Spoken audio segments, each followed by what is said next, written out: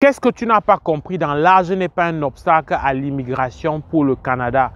Est-ce qu'autour de toi, tu n'as pas vu des gens d'un certain âge immigrer au Canada de manière définitive, immigrer avec leur famille? Pourquoi tu penses que l'âge est un obstacle? Dans cette vidéo, je te refais une mise à jour sur cette question-là, sur cette problématique qui freine beaucoup, qui a été à l'origine du retard des hésitations de bon nombre de personnes qui aujourd'hui regrettent énormément.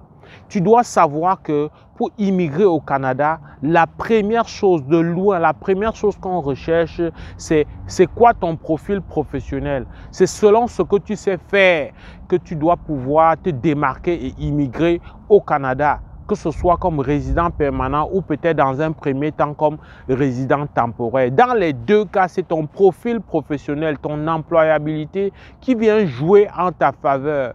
Et quand on dit profil professionnel, tu comprends que si tu es davantage dans des métiers en forte demande, il y a de très fortes chances que ton projet d'immigration te mène à bon port, c'est-à-dire connaisse un succès. C'est sûr que si tu as un certain âge avancé et que tu n'es pas dans un domaine en demande, il va falloir travailler sur comment capitaliser, bonifier et rendre ton profil attrayant. Mais vois-tu, dans tous les cas, que ce soit tout seul ou par un accompagnement, tu dois retenir très clair que l'âge n'est pas un obstacle, que tu sois dans un domaine en demande ou pas. Selon que tu es dans un domaine de formation en demande ou pas, ça demande seulement une stratégie qui va avec.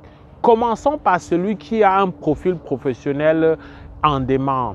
Il faut que tu retiennes que lorsque tu as un profil professionnel en demande, tu peux avoir accès au Canada directement par la résidence permanente. Mais dans certains cas, tu peux avoir besoin de décrocher un permis de travail. Dans les deux cas, il va falloir que tu fasses la démonstration d'une expérience professionnelle autour de 5-6 ans. Ce n'est pas parce que tu as 20 ans dans un domaine que tu es nécessairement le plus indiqué, que tu es nécessairement au sommet de la pyramide en matière de choix. Non, ça ne fonctionne pas comme ça.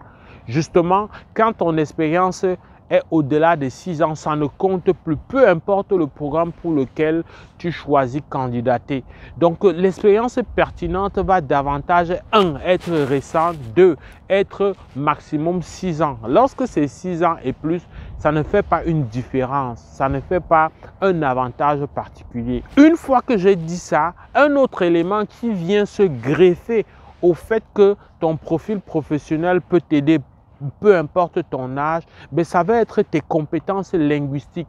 Si c'est au Québec, fais la démonstration d'un très bon score dans les différentes épreuves de tests de langue française. Ça va être un atout majeur. Ça va être un atout qui vient taire et qui vient reculer la différence, qui vient annuler la grosse différence que tu as avec le plus jeune qui est peut-être dans le même domaine que toi. Ça, c'est des paramètres que tu dois regarder. Un autre paramètre que tu dois regarder et qui ne doit pas faire en sorte que tu te décourages à cause de l'âge, ça va être pour celui qui a un conjoint ou une conjointe. Le critère du conjoint vient être également un élément qui vient définitivement renfermer ou alors annuler des avantages que tu pouvais avoir à cause de ton âge.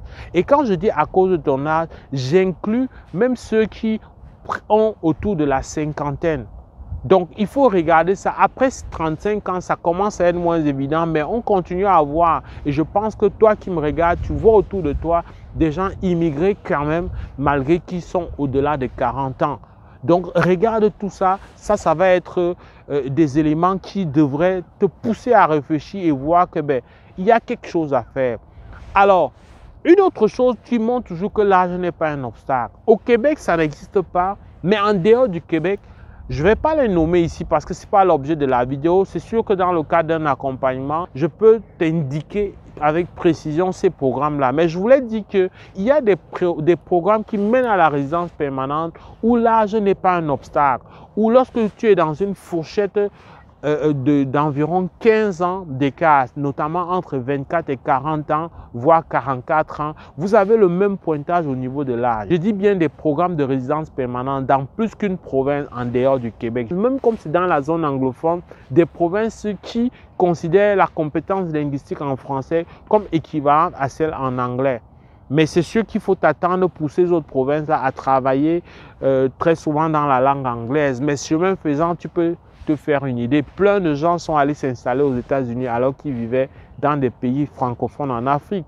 Pareil ici. Donc, ça ne peut pas être un obstacle. En tout cas, il s'agit pour moi d'attirer ton attention que avant de te laisser décourager par tous ceux qui disent autour de toi que l'âge est un obstacle, il faut être sûr que ton profil professionnel ou les critères du conjoint ou même ton choix de programme, voilà, ne t'empêche ou plutôt vraiment consolider cette idée selon laquelle tu n'es pas indiqué pour l'immigration permanente.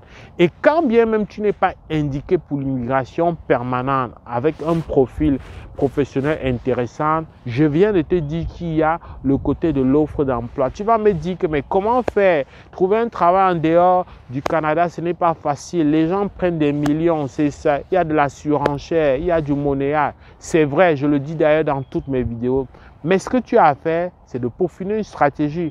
Une stratégie peut consister, pourquoi pas, à prendre un permis d'études. Mais si tu n'as pas les moyens, une stratégie peut consister à prendre un visa de visiteur. Même si la mesure qui permet aux visiteurs de convertir, de changer le statut en travailleur, même si cette mesure s'arrête, il reste que, et ça je le disais avant la mesure, en venant avec un visa visiteur, tu as la possibilité d'être en contact et de te faire essayer sur le plancher, c'est-à-dire de te mettre en œuvre dans des métiers, de montrer de quoi tu es capable et donc ainsi accrocher un employeur ou une agence de placement qui va finalement établir avec toi, pour toi, un contrat de travail qui, lorsque la procédure va se faire, tu seras probablement retourné dans ton pays, mais ce sera seulement une question de semaines ou de mois pour que tu puisses regagner ton poste. Et si tu regagnes ton poste, c'est fini. Il y a des passerelles que je ne vais pas continuer à répéter dans la vidéo. Il y a plusieurs vidéos là-dessus. Je peux t'en faire de nouvelles mises à jour pour les passerelles, pour ceux qui sont déjà installés au Canada, pour effectivement, à travers ton permis de travail, qu'il soit fermé ou ouvert, mais ton permis de travail qui va te donner l'accès à la résidence permanente. Ça, c'est vraiment pour celui qui a un profil professionnel intéressant. J'entends par là quelqu'un qui est dans un domaine en demande, forte demande et qui a une expérience professionnelle assez pertinente et suffisante. Prenons le cas de celui qui est âgé et qui n'est pas dans un domaine en forte demande. Comme je l'ai dit en introduction, il va falloir qu'il réfléchisse dans le sens de bonifier. La bonification peut passer par revoir ses intentions professionnelles à la baisse. La bonification peut passer par modifier, basculer vers un autre domaine qui peut devenir en forte demande ou qui est en forte demande, ou tout simplement aspirer à un permis d'études. Mais dans tous les cas, il n'est pas question de penser, et je pense que la démonstration est suffisante, il n'est pas question de penser que l'âge est un obstacle. Si tu as un âge avancé et que tu as des compétences linguistiques avérées, mieux encore, tu fais preuve d'une compétence linguistique dans la deuxième langue, c'est-à-dire si tu es francophone, tu fais aussi une preuve dans la langue anglaise. Ça, c'est des éléments qui viennent combler le gap.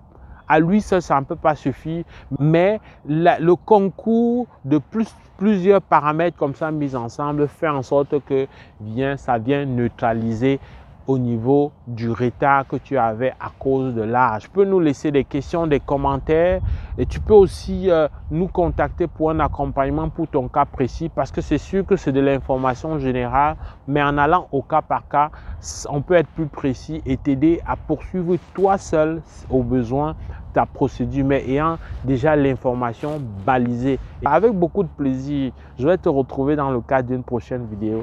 Porte-toi bien. Boula.